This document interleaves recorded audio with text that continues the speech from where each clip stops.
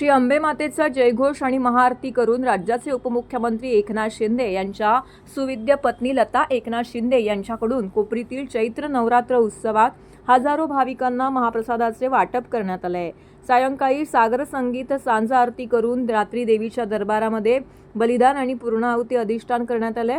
ठाणे पूर्व कोपरी येथील संत तुकाराम महाराज मैदानामध्ये उपमुख्यमंत्री एकनाथ शिंदे यांच्या पुढाकाराने दरवर्षी धर्मवीर श्री आनंदीगे प्रतिष्ठानच्या वतीने श्री अंबेमा चैत्र नवरात्र उत्सव साजरा केला जातोय।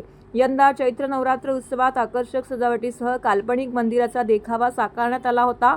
9 दिवस उपमुख्यमंत्री एकनाथ शिंदे यांनी तसेच त्यांच्या कुटुंबियांनी श्री अंबे मातेची प्राणप्रतिष्ठापना, नवकुंडात्मक सहस्त्रचंडी याग, महाआरती करून नवमीच्या दिवशी हजारो भक्तांना महाप्रसादाचे वाटप केले आहे। उपमुख्यमंत्री एकनाथ शिंदे यांच्या पत्नी लता एकनाथ शिंदे यांनी महाभंडाऱ्याच्या अलोट गर्दीमध्ये भाविकांना महाप्रसादाचं वाटप करून दरवर्षीचा शिरस्ता पाळला।